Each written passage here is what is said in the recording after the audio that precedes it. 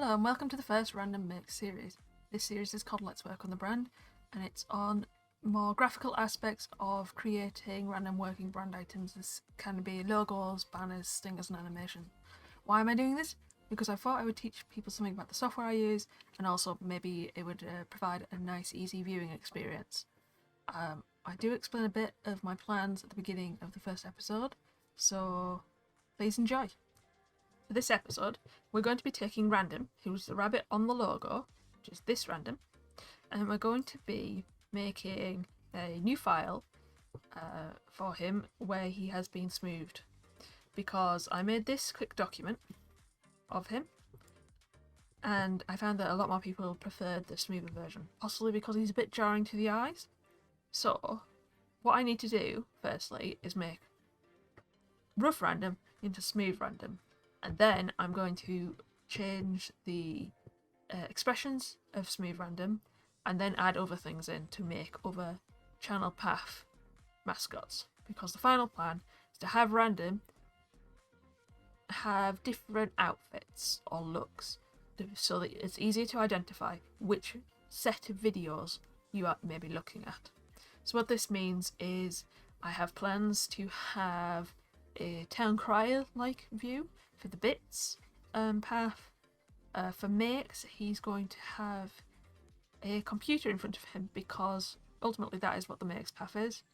The Players path will have him with game consoles and game parts around him, and the Does will be based on a builder-like appearance. So what I'm going to start with is I'm going to start by making raster diagrams. Then I'm going to use Adobe Illustrator to make them into vector diagrams. Now, the difference between a raster diagram and a vector diagram is how they are constructed. A raster diagram is pixel by pixel painting, essentially. Now, a pixel is a small square, and a raster diagram is basically made up of tiny squares, each holding their different colour. Now, what that means is the image can't be blown up or shrunk very easily, because it kind of struggles with the fact that it's jarring edges. If you look at Random now, you'll see what I mean. Blowing up that will actually make it look a bit worse, whereas blowing up a vector diagram, which is more in line with what he is on the right hand side, is easier. This is because a vector diagram is made from lines and basic shapes, and these shapes will keep themselves looking smooth regardless of size. So I'm going to start, like I said, by making raster diagrams, and I'm going to start by making a new document. To do raster diagrams, I do not use Adobe Photoshop. I do have some experience with it, but I have more experience with a piece of software I'm going to be using called the GIMP. I am aware of what that means, but yes, I am using a piece of software. The software means it's just graphic image manipulation program, and it is this little doggo, I guess, down at the bottom of my screen. It is free to use, and it's quite a powerful tool. So here we have the GIMP. I'm going to start with making a new diagram. So what I'm going to do, I'm going to make sure this is pixels, and then I'm going to make it 1000 by 1000. That should make it square, and it's much bigger than you would expect I'm going to use, because normally when you are asked to input a logo, you're asked to make it 64 by 64. Now, the reason I'm going to make it bigger is because of an art-based rule of thumb, which is if you start large and shrink down, you don't lose detail. If you start small and blow up, you lose detail. It's the same thing with why raster diagrams aren't very good for blowing up, because you just get the jagged edges everywhere. So we're going to do that. So we'll start with this, and then I'm going to do some small, I'm going to call them quality of life features. So if I pull down from the top or from the left, I can make things called guides, and this will make it easier to make items on the board the right size. Similarly, you can also have a grid. If I go to view, show grid, you have a little grid of things which you can then use for painting things to certain squares. This is basically how I made the original document, just filling in the squares. But this time I'm going to be trying to do it better. So what I'm going to start with is I'm going to go to Image, Configure Grid. I'm going to make each of these squares 20 pixels by 20 pixels. And at the moment it says pixels on the top and inches on the bottom. I don't like inches, so I'm going to make it millimeters. Because I tend to work with millimeters or centimeters. I'm going to make the lines solid, I think. And I'm going to make them white or black, depending on how I feel. I think I quite like white, and then I'll just leave the background colour, because I'm not entirely sure what that means. Now at the moment you can't see the grid, even though I have show grid, and that's because I do have a background. What I'm going to do actually is I'm going to change this background to a horribly bright yellow, and that is because I'm going to be colouring on it, and I want to be able to see if there's gaps. So what I do is I pick the paint tool, and then I'm going to pick the foreground colour and change it. I'm going to press on here and just pick a colour, and I've picked a yellow. I can make a yellow by going along this bar and changing it, but I'm just going to use one I already have. I'm going to fill it. And you'll see there that you can see the grid on the background now. But like I said, it's only for more nitpicky stuff later on. So I'll probably have it invisible in the end. I'm actually going to slightly change it because I'm sure you can make it dots. And I will actually change it back to black because it's a bit hard to see for you. So what I'm going to do is I'm going to remove this grid line. This guide I just put by going to guides, remove all guides, because I know that I want to set the guides to certain periods of time. So I can go to guide, so new guide percentage or new guide. This requires me to know the exact pixels, so I'm going to start with percentages.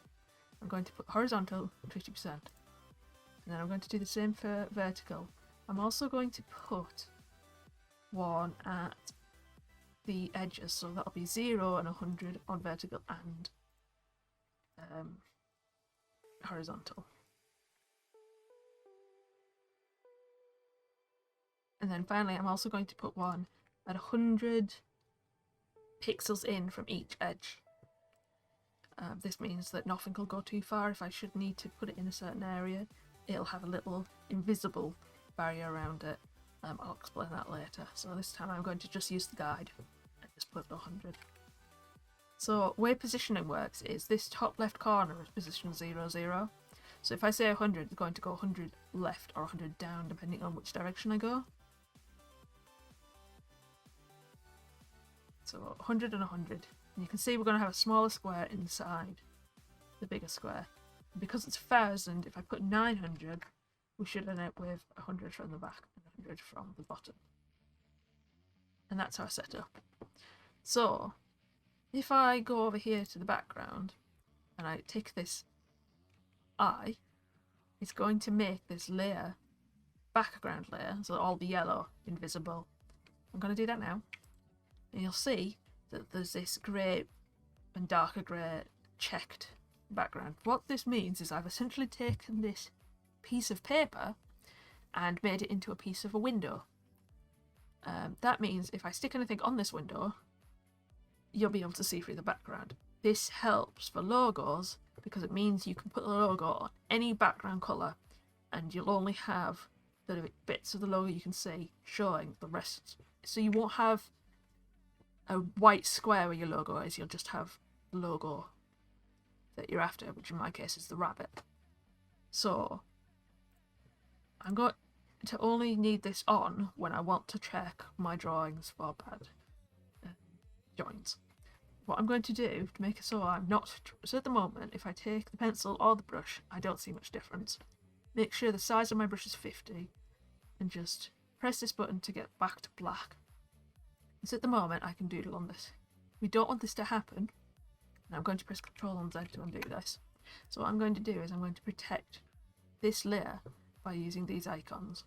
This will protect the alpha channel, this will protect the position, and this one will protect the colour. So if I didn't do the colour I would still be able to draw on it. If I don't protect the opacity, or the alpha channel, I can't draw on it, but I'm pretty sure I can still erase. Oh no, I can't because I'm editing the colour. Forgot that part. Basically, if it was invisible in this zone, I forgot to set the alpha channel. Right.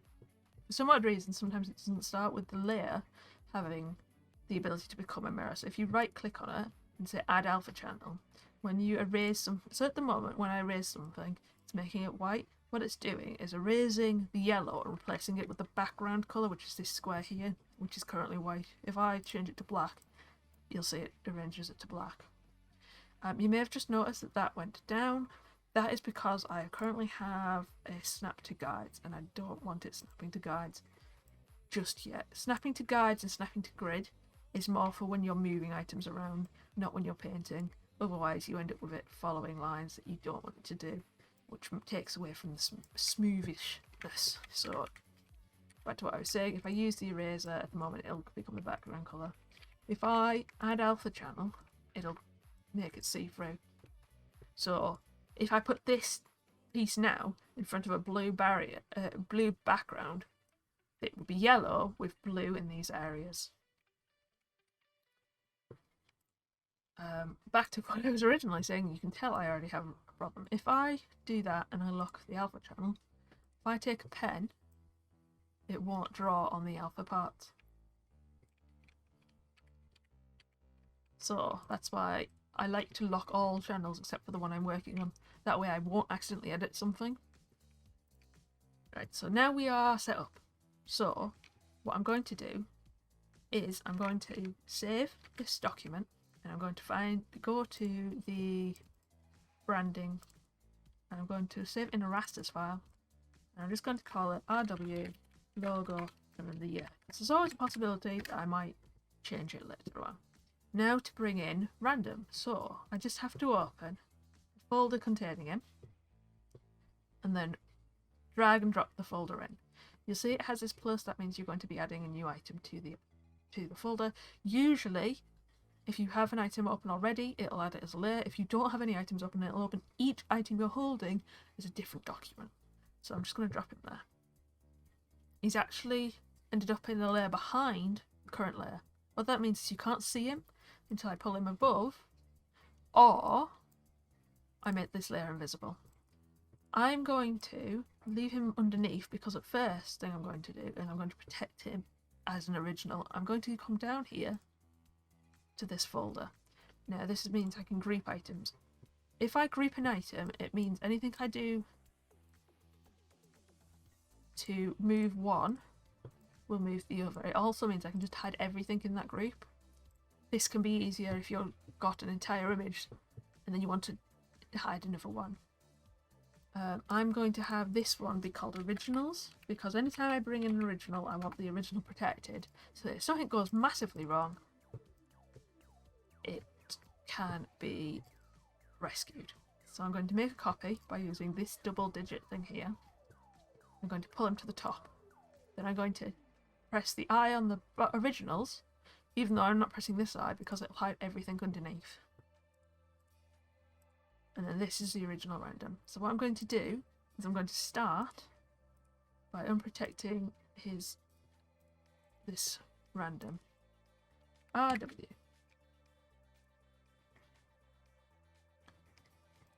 Original. So to change the name, I'm just double tapping on where it says stuff. This space here is for linking. That again is something to do with positioning, and that's how, if you would select an entire group, you could then move them. It's similar to grouping, but not quite the same, because you can do stuff with the linking one. It doesn't.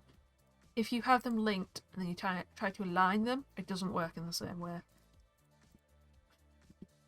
So what I'm going to do is I'm going to move random to make him central. Now you'll see he has this entire square around him. That's because his layer is the same size as the canvas, which is our 1000 by 1000 pixel square. So I'm just going to quickly check that I've got it down in pixels here.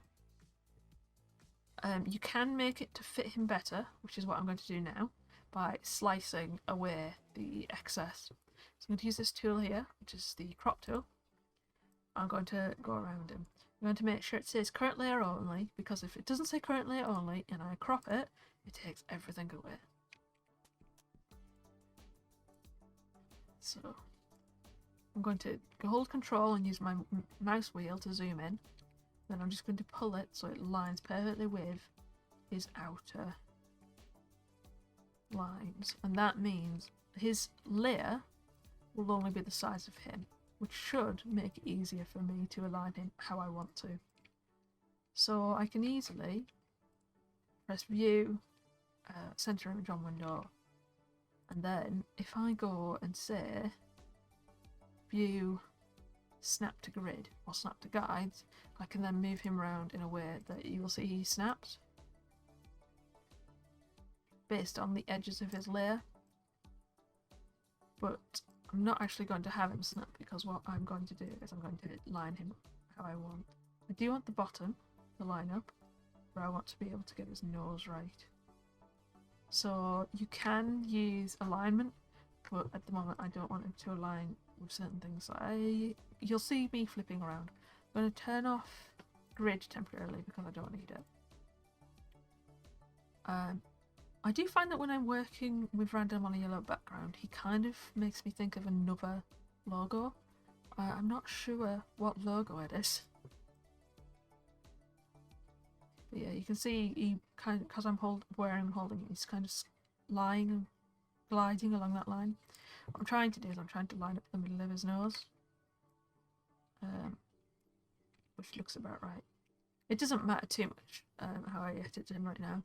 I'm going to use the scale tool to make him fit in the space, so I can make it go around the centre, which does around this square zone, or I can make it so that it'll go based on where I'm pushing him from. What I want to do is I want to make him so he fits into this space, and you'll see it's snapping to the grid again. But there we go, we fit him in that space, and now I'm moving him again. If I just tap on it, and then I can use my mouse, my keyboard arrows to move him to make it easier. So there we go, we've now got him in between the smaller square. This means if I try and keep all of what I'm doing in this square, it means there'll always be an invisible barrier. This makes it easier if I place him in the corner of a screen, because he will not be right up against it. So this part he will be right against the screen, he'll have this little barrier. This means I do have a bit more extra space as well for if I decide to put something on him, like a hat, as I am planning on to in different things. So I'm going to actually make a new group, and I'm going to call this Smooth Random, because I want the parts that I'm putting in to go, the parts I am about to make to go into that folder. Now something else I'm going to do is I'm going to actually change how see-through this version of Random is. And that's by changing this opacity.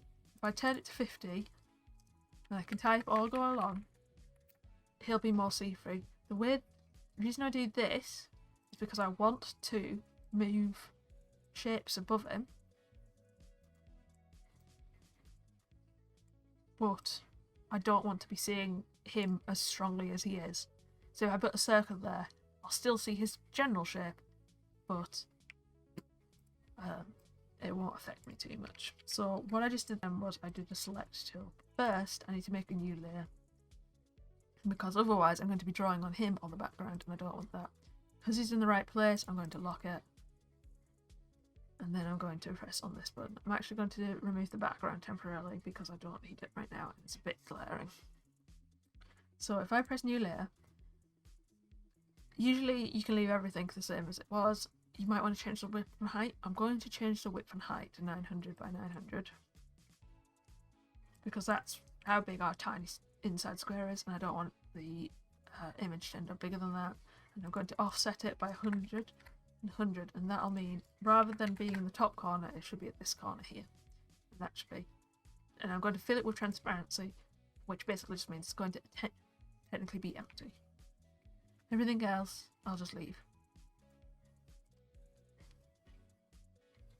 Oh, no, I did a BB there, didn't I? Yeah. Because I also took 100 off the other, so it should be 800 by 800. Not 900 by 900.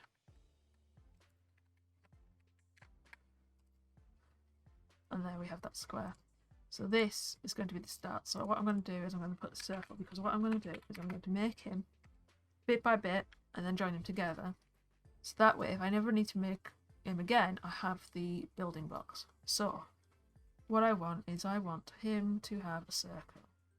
So I pick the circle selector tool and I make a shape. I do prefer not to have the expand from center, but I'm also going to pick the size. So I'm going to make this circle 500 pixels by 500 because the head should fill most of the zone I'm putting it in. And I'm actually moving the square there, not the actual what I want to move. So I've got to make sure I've got it circled, and then I'm going to make it line up with the bottom of it. You'll actually see that its head is already about 500 by 500. I'm going to make sure I press the circle, and then I'm going to check my settings for my brush. So what I want is I want random to have a width of about 20 pixels on his lines. So I'm going to go to pencil and I'm going to pick this size to be 20. And the reason for that is because I'm going to use a technique called stroke, which basically would be like me drawing along the line, but the computer's going to do it, which should make it smoother. So if I go to edit, stroke selection, along the selected zone, solid, I could do stroke with a paint tool, which will take the settings of the paint tool, which is what I just set to, or I can also use the stroke line, which is if I want to set it personally. I was actually using this previously and I've used a 10 pixel one, which actually might be better seeing as I have 10 by 10 grid, so I will change that. This time I will do the stroke with the stroke line, solid colour. If I press on this, it will change a lot more settings. The cap style is more for if you do a line that ends somewhere else, so you'll end up with a circle. Doesn't really matter too much. The join style again is more for squares than circles. So I'm going to do 10 by 10 pencil, and that is that. If I then remove random and press Control Shift A to unselect, you'll see it's got this. Now you'll see there it's got a flat line, and that's because that zone underneath actually extended outside of the canvas zone, so I didn't quite position that circle properly. What I should have done is I should have positioned it in the middle and then moved it down after I'd stroked the line. So I'm going to Control Z again until I get to 0. Make sure I'm selecting this, I'm going to pull it up a bit, and then I'm going to do the stroke again. Oh, and then if I'm not doing very well here, am I? What I want to do is I want to cut that circle down then. Can you tell I'm not used to doing this while having to think?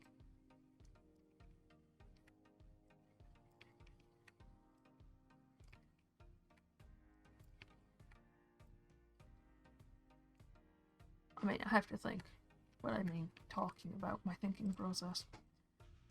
So that circle is now okay. And there we go, positioned at the bottom.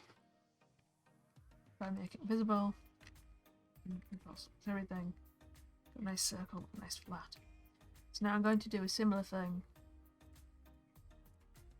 and it usually just defaults the layer to being the size of the canvas. So I'm just going to leave it because I'm going to end up cutting it down. So what I'm going to do now is I'm going to get an approximate size of the ears, and this is why I tend not to do expand from the center. Also, if you take off fixed aspect ratio, it will let you do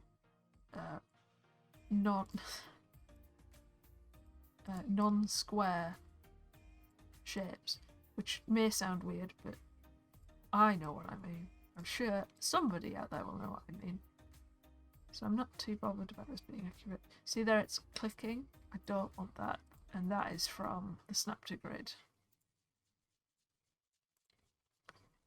which I'm now going to turn off again. because I want it to actually be in the middle of this. I'm going to see if this is a good size. I think I'm going to make it 100 and 270 because I like tens. And then I'm going to do the same thing where I make sure I'm on the layer, select, edit, stroke selection. Control A. And there I have this. And just do it another crop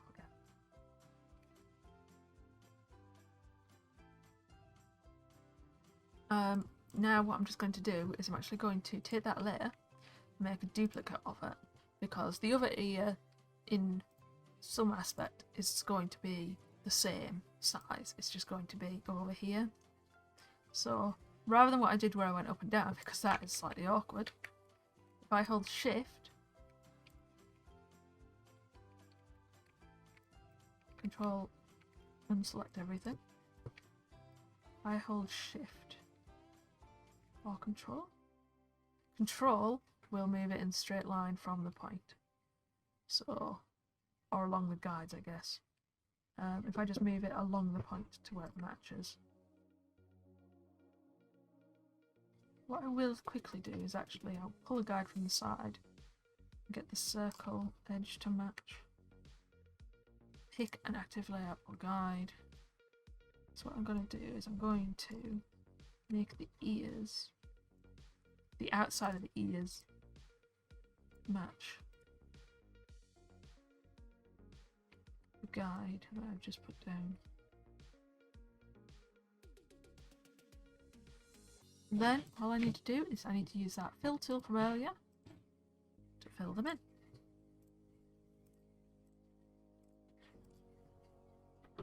And there we have the very start of a smooth random.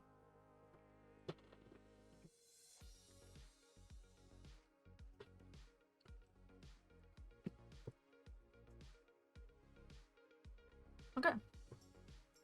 Now we have the basic shape.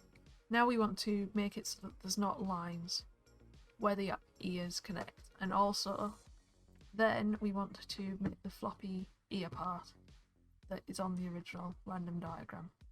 So, I'm going to keep each one of these and just put them in a folder called parts. And just hide them in there. So you'll see they're all one diagram, which means then if I move them, they all move as one. What I'm going to do is I'm going to use the color selection tool, and I'm going to select the background area. And this will select every area on the outside of random. If I then press Control and I, it'll invert the selection, and it'll select everything that is not see-through. And what I'm going to do for that is I'm going to make a new layer, because I only want the outside line of him. I don't want these lines on the middle. And what I'm going to do is I'm going to select and shrink by 5 pixels, because at the moment the selection will be on the outside, and if I stroke the line it would actually make him larger. So that looks slightly confusing, but you'll see there if I hide the other parts that it's done this white barrier now. It is slightly annoying because it's joined 2 outside parts. Oh, sorry. Go back. Right, what I'm going to do is I'm going to have only this one visible. I'm going to right click and I'm going to say new from visible. That'll make one layer. It should be the same size as the canvas. Yes. If I then select and then Control I, it should select just the middle. If I then make a new region and do, after swapping back the black, stroke, it should make a barrier. Now I do have to do that shrink I was talking about, because at the moment you'll see it's on the line. I need to do shrink to get it inside these lines so it'll match. similarly grow does the opposite.